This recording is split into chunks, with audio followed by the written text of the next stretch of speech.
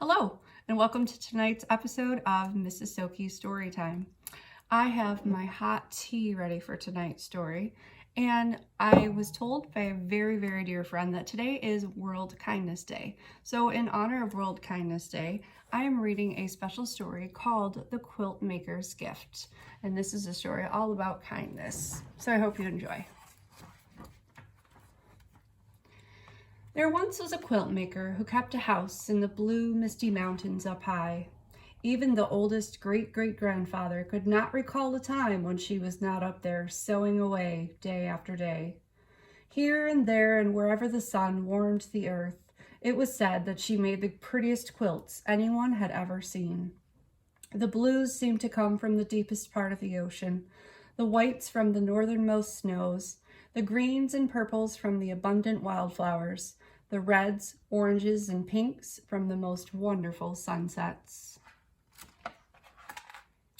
Some said there were magic in her fingers. Some whispered that the needles and cloth were gifts of the bewitched, and still others said that the quilt really fell to earth from the shoulders of passing angels. Many people climbed her mountain, pockets bursting with gold, hoping to buy one of the wonderful quilts, but the woman would not sell them. "I give my quilts to those who are poor and homeless," she told all who knocked on her door. "They are not for the rich." On the darkest and coldest nights, the woman would make her way down to the mountain to the town below. There, she would wander the cobblestone streets until she came upon someone sleeping outside in the chill. She would then take a newly finished quilt from her bag, wrap it around their shivering shoulders, tuck them in tight, and tiptoe away. Then, the very next morning, with a steaming cup of blackberry tea, she would begin a new quilt. Now, at this time, there also lived a very powerful and greedy king who liked nothing better than to receive presents. The hundreds of thousands of beautiful gifts that he got for Christmas and his birthday were never enough. So a law was passed that the king would celebrate his birthday twice a year. When that still wasn't enough, he ordered his soldiers to search the kingdom for those few people who had not yet given him a gift. Over the years, the king had come to own almost all of the prettiest things in the world. Throughout the castle, from top to bottom, in drawers and on shelves, in boxes and trunks and closets and sacks, all of the king's countless things were stashed. Things that shimmered and glittered and glowed, things whimsical and practical, things mysterious and magical. So many, many things that the king kept a list of all of the lists of things that he owned. And yet, with all of these marvelous treasures to enjoy, the king never smiled. He was not happy at all. "Somewhere there must be one beautiful thing that will finally make me happy," he was often heard to say, "and I will have it." One day, a soldier rushed into the palace with news about a magical quilt maker who lived in the mountains. The king stamped his foot. "And how is it that this person has never given me one of her quilts as a gift?" he demanded. "Well, she only makes them for the poor, your majesty," the soldier replied, "and she will not sell them for any amount of money." "Well, we shall see about that," the king roared. "Bring me a horse and 1,000 soldiers." And they set off in search of the quilt maker. But when they arrived at her house, the quilt maker merely laughed. "My quilts are for the poor and needy, and I can easily see that you are neither." "I want one of those quilts," the king demanded. "It might be the one thing that will finally make me happy." The woman thought for a moment. "Make presents of everything you own," she said, "and then I'll make a quilt for you. With each gift that you give away, I'll sew in another piece. And when at last all of your things are gone, your quilt will be finished."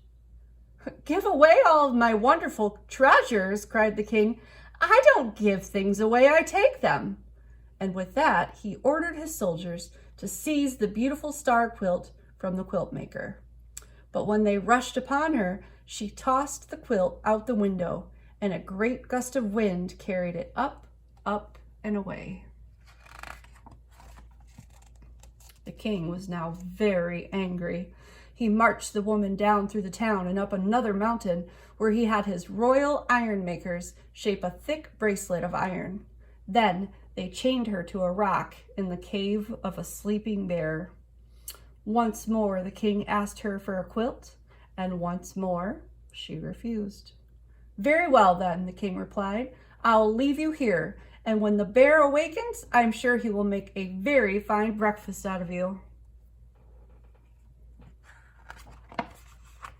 Later, when the bear's eyes opened and he saw the woman in his cave, he stood on his mighty hind legs and he gave a roar that rattled her bones. She looked up at him and sadly shook her head.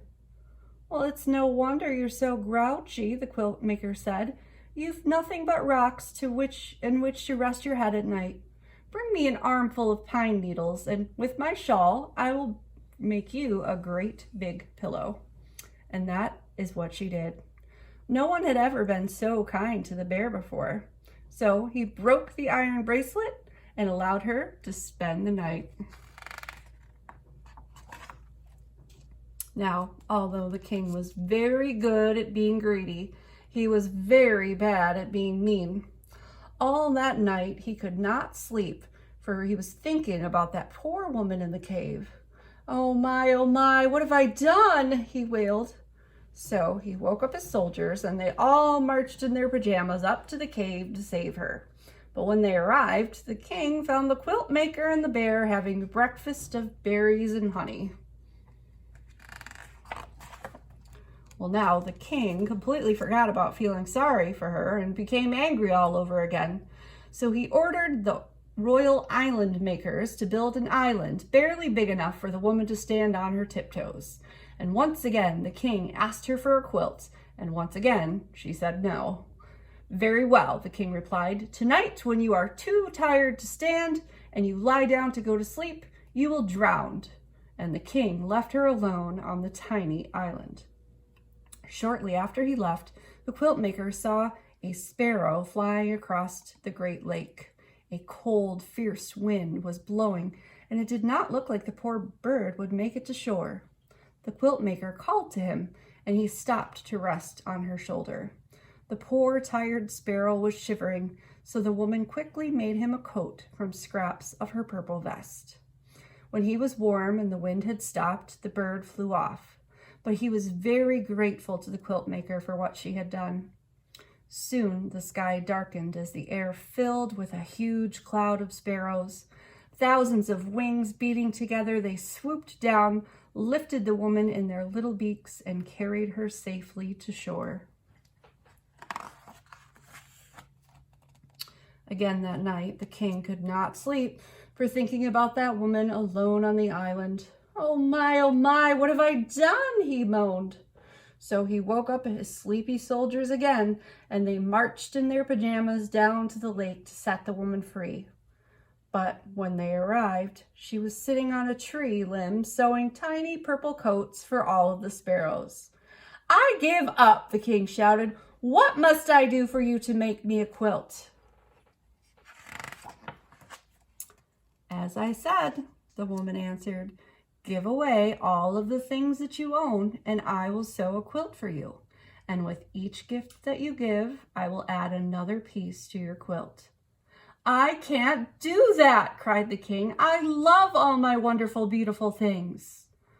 "But if they don't make you happy," the woman replied, "what good are they?" "That's true," the king sighed, and he thought about what she had said for a long time. So long that weeks went by. "Oh, all right," he finally muttered. "If I must give away my treasures, then I must." The king went to his castle, and he searched from top to bottom for something that he could bear to give away. Frowning, he finally came out with a single marble.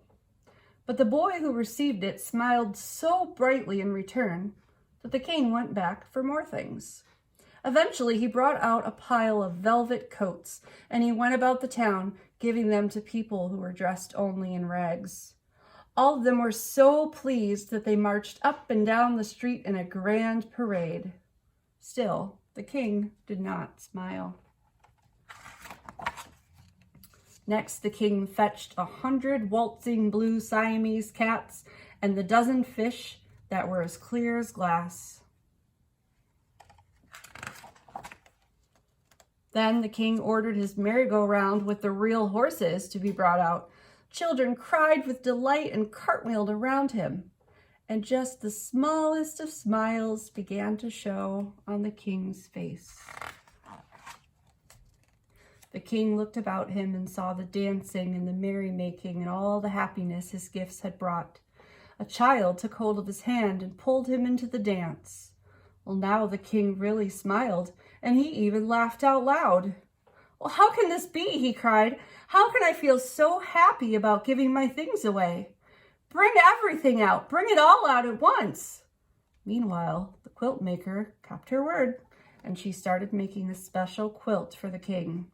With each gift that he gave, she added another piece to his quilt. So the king kept on giving and giving. And when at last there was no one left in town who had not received something, the king decided to go out into the world and find others who might be in need of his gifts. Before he left, the king promised the quilt maker that he would send a sparrow back to her each and every time he gave something away. Morning, noon, and night, the wagons rolled out of town, each piled high with the king's wonderful things. And for years and years, messenger sparrows flew to the quilt maker's windowsill as the king slowly emptied his wagons, trading his treasures for smiles around the world.